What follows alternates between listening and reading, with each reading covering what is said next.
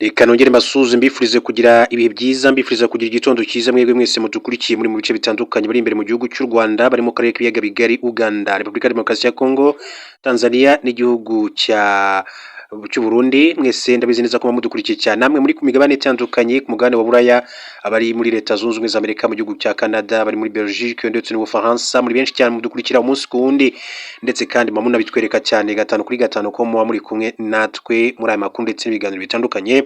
Ikaze rero tuganire ku makuru azirutse avugwa ni menshi cyane. Hari amakuru avugwa kujyanye n'impinduka zikomeye cyane mu gisirikare cy'u Rwanda zamaze gukorwa n'umukuru w'igihugu cy'u Rwanda Perezida Paul Kagame, akaba n'umugaba w'ikirenga w'ingabo z'u Rwanda. Yazamuye mu ntera abasirikare bafite amapeti atandukanye bahabwa ayisumbuyeho. Izi ni impinduka zatangajwe n'ubuyobozi bw'ingabo z'u Rwanda mu gitondo cyo kuri uyu wa gatanu tariki ya 12 Ukuboza 2025. Byinshi cyane kuri izi mpinduka zimaze gukorwa n'umukuru w'igihugu cy'u Rwanda. Abasirikare benshi cyane bazamuwe mu ntera, benshi bagiye bavanwa ku mapeti bashyirwa ku yandi mu buryo bukomeye cyane. Mbere gato yuko twinjira neza nyirizina kuri iyo nkuru, reka mbabwire amwe mu makuru mu buryo bw'inshamake kugira ngo twinjire kuri iyo nkuru y'impinduka zikomeye cyane zakozwe mu gisirikare cy'u Rwanda. N'ubundi tukirana mu gihugu cy'u Rwanda, ati cyiza nuko agiye ni Yohande Macron, umudiplomate w'umuryango umwe bw'Uburayi wageretse ku Rwanda ibibazo bya Repubulika ya Demokarasi ya Kongo. Umuvugizi wa guverinoma y'u Rwanda Yohande Macron yatangaje ko guverinoma ya RDC yamunzwe n'ikinyoma ndetse igikwiza no mu badiplomate bamwe ngo bajye babeshya ku byerekeye intambara ko ari u Rwanda rwiteza. Intambara zibera mu burasirazuba bwa Repubulika ya Demokarasi ya Kongo imyaka myinshi cyane, hanini bigizwemo uruhare n'imiyoborere mibi ya leta iheza abanyekongo mu bwoko bw'abatutsi. Mu bihe bitandukanye Perezida wa Repubulika Felix Tshisekedi yagiye avuga ko mu ruhame ko umutwe wa AFC-M23 urwanya leta ye ufashwa n'u Rwanda, ariko rwo rurabihakana ndetse runatanga ibimenyetso by'uko ntaho ruhuriye n'intambara, ahubwo rukerekana ko Kinshasa ifatanya n'umutwe w'iterabwoba FDLR mu mugambi wo guhungabanya umutekano warwo. Ubwo umudiplomate wari uhagarariye umuryango umwe bw'Uburayi muri Repubulika ya Demokarasi ya Kongo yaragiye gusezera kuri Perezida Felix Tshisekedi ku itariki ya 11 Ukuboza 2025, yabwiye uyu mukuru w'igihugu ko amahanga abari inyuma ndetse ko u Rwanda ruhorana inzitwazo, ariko ubwo hari amasezerano y'amahoro ya Washington rugomba kuyubahiriza. Umuvugizi wa guverinoma y'u Rwanda yamusubije ko igihe cyose yumva ko ikibazo cy'intambara cyo mu burasirazuba bwa Repubulika ya Demokarasi ya Kongo n'amasezerano y'amahoro cyasinywe i Washington bireba impande zombi zashyizeho umukono. Ati guverinoma ya RDC ikwirakwiza ibinyoma ndetse na perezida wayo akabishishikariza abandi. Ati nk'uyu mudiplomate ngo abeshye kubwe amasezerano Washington yashyizweho umukono n'impande ebyiri, u Rwanda na Repubulika ya Demokarasi ya Kongo, kandi byombi bitegetswe kwibahiriza. Niba uyu ahagarariye igihugu cye yumva ibiri kuba n'inzitwazo z'u Rwanda, ubwo ntabwo akunda kandi ntiyubaha abanyekongo n'abanyarwanda, ndetse Afurika yabaho neza adahari. Icyiza nuko agiye. Akaba ari amagambo ya Yohande Macron yakomeje kugenda amusubiza. Hanyuma mbere gato yuko twinjira kuri ya nkuru yacu y'impinduka zikomeye cyane zakozwe n'umukuru w'igihugu cy'u Rwanda mu gisirikare cy'u Rwanda, Perezida Paul Kagame yagaragaje ko Evariste Ndayishimiye uyobora u Burundi yagerageje guhisha uruhare rw'ingabo z'igihugu cye mu ntambara yo mu burasirazuba bwa Repubulika ya Demokarasi ya Kongo. Atamazwa n'abasirikare b'Abarundi bafashwe mpiri. U Burundi bwari bufite ingabo mu butumwa bw'amahoro bw'umuryango wa Afurika y'Uburasirazuba mu ntara Kivu y'Amajyaruguru, zari zifite inshingano yo kujya hagati y'impande zihanganye kugira ngo zijye mu biganiro by'amahoro. Mu mpera za 2023 Perezida Felix Tshisekedi wa RDC yafashe icyemezo cyo kwirukana izi ngabo muri iki gihugu, muri Kivu y'Amajyaruguru, by'umwihariko muri Teritwari ya Masisi hasigayirayo iz'u Burundi zari mu butumwa, ariko zihabwa inshingano nshya yo kurwanya umutwe wa M23. Izi ngabo zikirukanwa, leta y'u Burundi yongereye ingabo nyinshi cyane mu ntara Kivu y'Amajyaruguru hashingiwe ku bwumvikane yagiranye na RDC. Ni nabwo ingabo zo mu muryango wa Afurika y'Amajyepfo SADC zoherejwe muri Kivu y'Amajyaruguru. Ubwo Perezida Paul Kagame yaramaze kwakira indahiro z'abayobozi ku itariki ya 11 Ukuboza 2025, yasobanuye ko icyo gihe yahamagaye Ndayishimiye ku murongo wa telefone amubaza impamvu ingabo z'u Burundi zasigaye muri RDC kandi izindi z'umuryango wa Afurika y'Uburasirazuba zari zamaze kwirukanwa. Agize ati yarabanje arambwira ngo bafite ibibazo bikomoka muri Kongo by'umutekano wabo, avuga ko biri mu majyepfo za Uvira na za Minembwe, ngo niyo mpamvu rero bagiye muri Kongo. Perezida Kagame yavuze ko yabajije Ndayishimiye icyo ingabo z'u Burundi zagiye gukora muri Kivu y'Amajyaruguru kandi zifite ikibazo ku bice byo mu ntara ya Kivu y'Amajyepfo birimo Uvira. Abanza kumuhakanira, arambwira ngo ninde wakubwiye ko dufite ingabo aho ngaho? ndamubwira nti hari ababimbwiye ariko nanjye nabyemeye ati kuko bampaye ibimenyetso ariko ntabwo nari kubyemera burundu ntabanje kukubaza wowe ubwawe ngo numve icyo umbwira. Ati oya, uwakubwiye yarakubeshye, nta ngabo zacu ziri aho ngaho mu majyaruguru yanyu. Ndamubwira nti ni byiza rwose ubwo ubinyibwiriye ndabyemeye ko mutariyo. Umukuru w'igihugu yasobanuye ko nyuma y'igihe gito avugana Ndayishimiye abasirikare benshi cyane b'abarundi bafatiwe ku rugamba muri Kivu y'Amajyaruguru, ariko ko mu nama yahuje abakuru b'ibihugu byo mu karere perezida w'Uburundi yagaragarijwe ko abasirikare b'igihugu cye bafashwe arabihakana. Rero ari amagambo akomeye cyane yagiye agarukwaho n'umukuru w'igihugu cy'u Rwanda. Hanyuma twinjira neza nyirizina kuri ya nkuru yacu y'impinduka zikomeye cyane zakozwe n'umukuru w'igihugu cy'u Rwanda mu gisirikare cy'u Rwanda RDF, babwira kwitwa Munyengango ndetse na Gatarayiha bagizwe ba General de Brigade. Perezida Kagame akaba yazamuye mu ntera abasirikare. Paul Kagame w'u Rwanda akaba n'umugaba mukuru w'ikirenga w'ingabo z'u Rwanda yazamuye mu ntera abasirikare bafite amapeti atandukanye, bahabwa inshingano ndetse bahabwa n'andi yisumbuyeho. Ni impinduka zatangajwe n'ubuyobozi bw'ingabo z'u Rwanda mu gitondo cyo kuri uyu wa gatanu tariki ya 12 Ukuboza 2025. Innocent Munyengango na François Regis Gatarayiha bari bafite ipeti rya colonel bahawe irya General de Brigade. Hazamuye kandi abasirikare 43 bari bafite ipeti rya Lieutenant Colonel bahabwa irya colonel ndetse n'abandi 263 bari bafite ipeti rya Majoro bahabwa irya Lieutenant Colonel. Abakuwe ku ipeti rya Captain bahabwa irya Majoro 79 mu gihe abavuye ku ipeti rya Lieutenant bajya ku ipeti rya Captain ari 199. Abasirikare 11 bavuye ku ipeti rya Staff Sergeant bajya kuri ya Sergeant Major. Abandi 2296 bahawe ipeti rya Staff Sergeant bavuye kuri Sergeant. Abavuye ku ipeti rya Caporal bahabwa irya Sergeant ni 10260, ni mu gihe abavuye kuri Private baba Caporal ari 7822. Byose bikuye mu mpinduka zikomeye cyane mukuru w'igihugu cy'u Rwanda amaze gukora muri aka kanya muri iki gitondo cyo ku itariki ya 12 ukwezi kwa 12 2025. Hanyuma rero reka twinjire neza nyirizina none mu yandi makuru atandukanye yakomeza kugenda avugwa. Ati ntabwo nsinzira, bampamagara buri kanya. Nukuba Kagame avuga ku gitutu cy'abashaka kwikoreza u Rwanda ibibazo bya RDC. Perezida w'u Rwanda Paul Kagame yagaragaje ko kuva amasezerano Washington DC yashyirwaho umukono akomeje guhamagarwa n'abantu benshi cyane biganjemo abashaka gushyira igitutu ku Rwanda barushinja uruhare mu ntambara ikomeje gufata indi ntera mu burasirazuba bwa Repubulika Demokarasi ya Kongo. Umukuru w'igihugu yongeye kugaruka ku kibazo cy'umutekano mu Repubulika Demokarasi ya Kongo ku wa kane mu ijambo yagejeje ku bitabiriye umuhango wo kwakira indahiro z'abayobozi baherutse gushyirwa mu myanya. Abayobozi barahiye ni Solange Uwituze wagizwe umunyamabanga wa leta muri Minisiteri y'Ubuhinzi n'Ubworozi, Dr. Luisa Kayisesi wagizwe umunyamabanga wa leta muri Minisiteri y'Ububanyi n'Amahanga, Dr. Charles Murigande wagizwe senateri. Hakiriwe kandi indahiro z'abacamanza babiri b'urukiko rw'ubujurire, Dr. Tete Jules Marius ndetse na Dr. Nshimiyimana Didas. Mu ijambo yagejeje ku bitabiriye umuhango biganjemo abagize guverinoma, inteko ishinga amategeko n'abahagarariye ibihugu by'amahanga mu Rwanda, Perezida Kagame yagarutse ku kibazo cya Repubulika Demokarasi ya Kongo. Yavuze ko amasezerano yashyizweho umukono i Washington DC tariki ya 4 Ukuboza 2025 u Rwanda rwayitabiriye rubishaka kandi rugambiriye amahoro. Ati u Rwanda rwasinye amasezerano rubishaka, rubyemera kandi runakurikiza ibyo rusabwa kugira ngo ayo masezerano bigenze neza. Ati n'abandi bakuzuza inshingano zabo bibe byatugeza ku mahoro.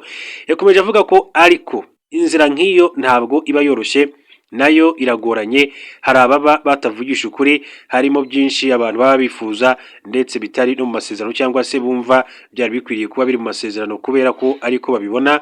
Mu masezerano ntabwo ubona byose wifuza, ariko ubona ibyangombwa n'undi akabona ibyangombwa. Ubwo ayo masezerano ashyirwagaho umukono, imirwano muri Repubulika Demokarasi ya Kongo yari ikomeje ndetse nyuma yaho umutwe wa AFC/M23 wigaruriye umujyi wa Uvira. Ibi abashinja u Rwanda gushyigikira uyu mutwe babigendeyeho bavuga ko rwarenze ku masezerano y'amahoro yo gushyigikira M23 n'ibirego u Rwanda rwamaganye kenshi. Perezida Paul Kagame yavuze ko u Rwanda nta masezerano rwarenzeho kuko no mu gihe yajyaga muri Amerika imirwano yabaga. Ati kujya muri Amerika icyo gihe mu by'ukuri hari hamaze iminsi, ati by'umweru ndetse tujya no kujyayo n'uwo munsi bamwe bahagurutse hano bari mu mirwano ndetse nayo ku gice kimwe. Ati tubahirije ibyari byarasezeranywe mbere y'aya masezerano twari twagiye gusinya. twagiyeyo rero ati biriho ntabwo byavutse nyuma y'amasezerano. Hari ubwo njya mbona mu nyandiko abantu batandukanye bandika ko amasezerano abantu banyuranyije nayo bigasa nkaho twamaze gusinya ibintu byari mu buryo, hanyuma twagaruka akaba aribwo iyo mirwano iba. Ntabwo ari byo, nagira ngo mbivuge ko atari ko bimeze. Kuva imirwano yubuye mu burasirazuba bwa Repubulika ya Demokarasi ya Kongo, u Rwanda rwatangaje ko rwashyizeho ingamba z'ubwirinzi kugira ngo hatazagira icyambuka kikagera ku butaka bwarwo. Perezida Paul Kagame yavuze ko ubwo yari Washington DC hari bamwe mu bantu baganiriye bagerageza kumwumvisha ko u Rwanda rukomeye ku buryo rudakwiriye guhangayikishwa n'ibibera muri RDC. Ati ejo bundi turi Washington DC hari abantu bamwe twaganiraga, ati tukabasobanurira uko ukabona barabyumva pe, ariko mwaba murangije ikiganiro bakaza kugaruka inyuma ngo ariko urabizi u Rwanda ngo rurakomeye. Ni nko kuvuga ngo rurakomeye, mukwiye kwicarira aba batera bakabatera.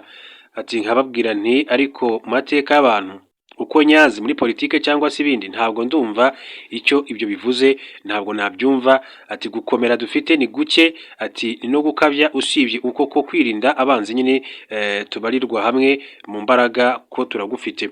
Perezida Paul Kagame yashimangiye ko ibibazo bigerekwa ku Rwanda birimo ubugome ndetse n'ibinyoma byinshi cyane. Umukuru w'igihugu yavuze ko nyuma yo gushyira umukono ku masezerano y'amahoro ya Washington DC hari ibihugu byakomeje kugereka ibibazo byose ku Rwanda. Ati abantu basinye amasezerano ni babiri, ariko umuzigo ugomba kwikorerwa n'umwe. Ushaka gushyira mu gaciro nibura ntuwikoreze abo bombi, nubwo umwe waba umubeshyera umushyiraho ibitari bye. N'ubu biracyari urujya n'uruza, ntabwo birasobanuka, ariko imijugujugu, ibikangisho, ibintu byose ko u Rwanda bagiye kurufata bakarushima sibanganya ntibigira umubare buri munsi. Ubu ntabwo nsinzira. Ati bamwe barampamagara kuri telefone buri kanya, hano bukira ahandi bukaba burakeye. Ati nkakomeza. Umukuru w'igihugu yagaragaje ko ntawe ukwiye rero guhangayikishwa n'ibi bikangisho kuko u Rwanda rutaremwe n'abantu. Ati erega u Rwanda rwo ntabwo abantu baruremye, ntabwo u Rwanda rwaremwe n'abantu. Cyaremye u Rwanda nicyo cyaremye isi yose. Ntabwo icyaremye isi yose cyageze aho ngo gifate abantu bamwe ngo mujye kuturemera u Rwanda. Oya, ntabwo turashaka kuba abaremwe na cya kindi cyaremwe isi yose, ntabwo rero byakunda. Yavuze ko nubwo bimeze bityo u Rwanda rwifuza amahoro. Ati hejuru ya byose turashaka amahoro, turifuza amahoro, tuzaharanira, kandi ushaka amahoro yitegura n'ibindi bitari amahoro. Ni uguhora yitegura ibitari amahoro. Iyo byaje ariyo washakaga wabigenza ute? Ushyiraho uburyo wahangana nabyo kugeza igihe amahoro agomba kubonekera. Akaba ari umukuru w'igihugu cy'u Rwanda Perezida Paul Kagame. Ijambo rikomeye cyane yagarutseho ku munsi w'ejo ubwo yakiraga indahiro z'abayobozi batandukanye barimo n'abacamanza. Dr Ntete Jules yarahiriye nk'umucamanza mu rukiko rw'ubujurire. Hanyuma uwitwa Solange Uwituze yagizwe umunyamabanga wa leta muri Minisiteri y'Ubuhinzi n'Ubworozi, yari umuyobozi w'agateganyo wa RAB. Akaba kandi ku rundi ruhande witwa Dr Charles Murigande yarahiye nk'umwe mu bagize Sena y'u Rwanda cyangwa se inteko ishinga amategeko umutwe wa Sena, asimbuye Dr Yusta Kayitesi. Uyu Dr Yusta Kayitesi nawe yararahiye ku munsi w'ejo, akaba yaragizwe umunyamabanga wa leta muri Minisiteri y'Ububanyi n'Amahanga avuye ku mwanya wa Senateur mu nteko ishinga amategeko y'u Rwanda. Nyuma yo kurahira Dr Nshimiyimana Didas yifotozanyije n'umukuru w'igihugu cy'u Rwanda n'abandi bose, nuko bagiye bafata amafoto y'urwibutso n'umukuru w'igihugu cy'u Rwanda Perezida Paul Kagame. Hanyuma turacyakomeza n'andi makuru. Reka twinjire neza nyirizina kuri iyi inkuru nayo ikomeza kugenda ivugwa.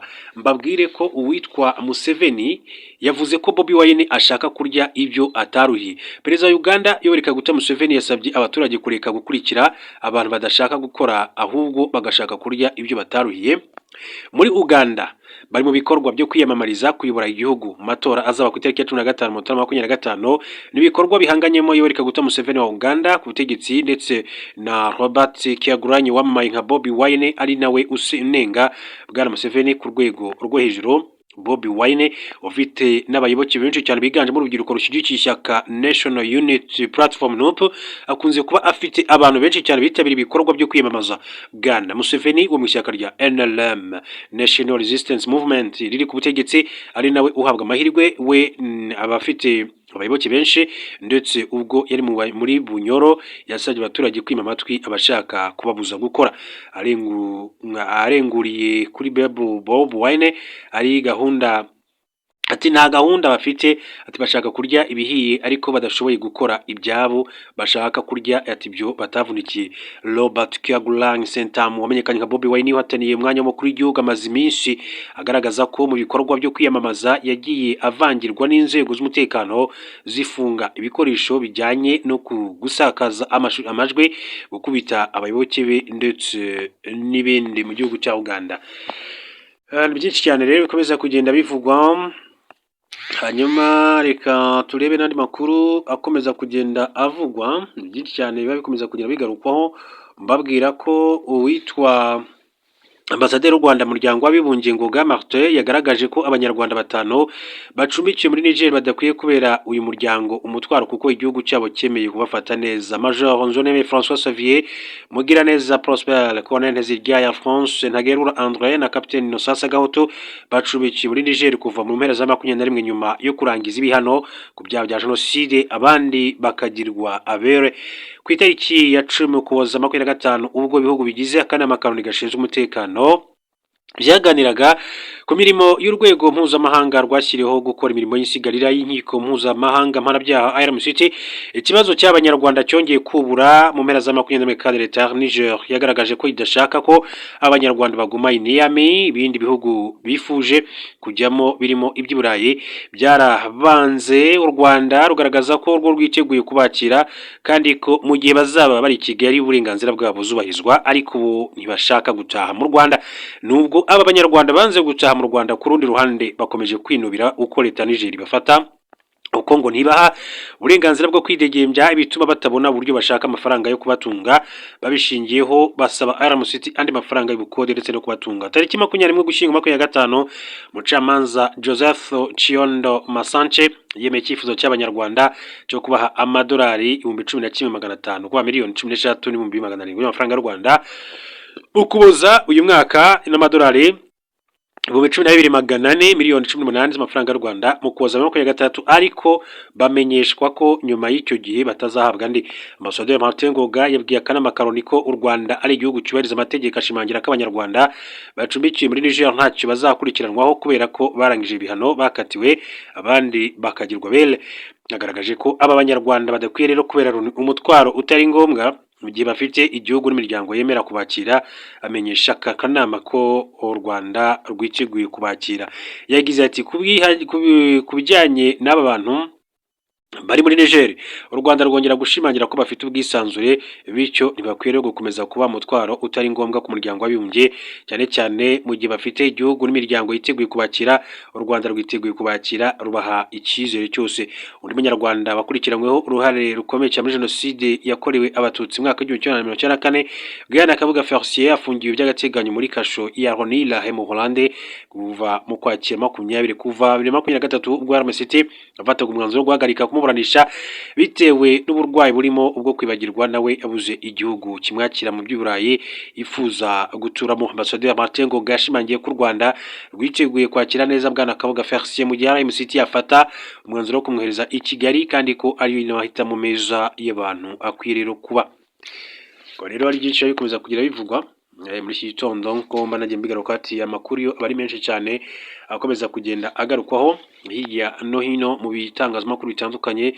Mbabwira ariko ko mu burasirazuba bwa Repubulika Demokarasi ya Kongo hari amakuru avuga yuko ingabo z'u Burundi zubuye ibitero muri Minembwe. Irihuro rya AFC 23 rirwanya ubutegetsi bwa Repubulika Demokarasi ya Kongo ryatangaje ko ingabo z'u Burundi ziri mu misozi miremire mu ntara ya Kivu y'Amajyepfo zubuye ibitero ku banyamurenge baguye mu gice cya Minembwe. Umuvugizi wa AFC 23 Lawrence Kanyuka yatangaje ko ingabo z'u Burundi zagabye ibi bitero mu gitondo cyo kuri wa 11 Ukuboza 2025, kandi ko zigamije kurimbura abanyamurenge. Yagize ati kuva mu gitondo cya kare cyo kuri wa 4 tariki ya 11 Ukuboza 2025 izi ngabo zacukuye indake mu misozi miremire zasohokuye mu bugome butihanganirwa bikorwa byazo byo kurimbura abagenzi bacu abanyamurenge b'abatutsi muri Minembwe. Lawrence Kanyuka yatangaje ko ingabo z'u Burundi zarashe buhumyi ibisasu mu baturage bo muri Minembwe zikoresheje intwaro zirasa kure byica abarimo abagore n'abana. Ingabo z'u Burundi ziri mu bice bikikije Minembwe zihamaze igihe kinini cyane. Ingenzi zazo zari zarashinze ibirindiro mu bice byo muri Kiba cya Ruzizi zo ziherutse gutaha nyuma yaho AFC 23 zirukanyemo. AFC 23 yasabye ingabo z'undi rero zisigaye muri Kivu y'Amajyepfo ko zataha izisezeranya rero ko izazira inzira ariko ko nizihitamo no kurwana izahangana nazo. Akaba rero nk'uko aba basore rero ba General Sultan Makenga bakomeza kugira bigaruka ati muramutse mwifuje gutaha rwose tuzabaha inzira mutahe mu mahoro, ariko nimukomeza kugira ibikorwa mukomeza gukora bibi muri Kongo tuzabarasaho rwose, tuzahangana namwe. Abaturage batashye mu Rwanda bari bamaze imyaka myinshi cyane baba muri Repubulika ya Demokarasi ya Kongo basobanuye ihohoterwa bakorewe n'umutwe wa FDLR wasize ukoze jenoside yakorewe abatutsi mu Rwanda tariki ya 11 Ukuboza 2025 nibwo Abanyarwanda 337 batashye banyuze ku mupaka muri cyaro wa Corniche uhuza u Rwanda na RDC. Bagaragaje uburyo abangaga kwifatanya n'umutwe bicwaga mu kanya nk'ako guhumbya Munyambaza Lazaro imyaka 74 wavuye mu Rwanda mwaka wa 1994 avuga ko ahungutse aturutse mu bice byo mu majyepfo y'agace ka Ngungu, aho avuga ko asizeyo abana abakuru barimo nabo yashingiye. Ati byageze ubwo dutekereza ko tuzataha ari uko Imana bishatse, nta tungo twororaga twahingaga ngo dusarure kubera FDLR na Wazalendo. Iyo wabaga uri umusore bakwirukagaho wakanga gukorana nabo bakakwica, gusa nkatwe b'abasaza ntibabaga badukeneye kuko nta mbaraga, ariko nyuma yo kuza kudushishikariza ko mu Rwanda ari amahoro twatashye.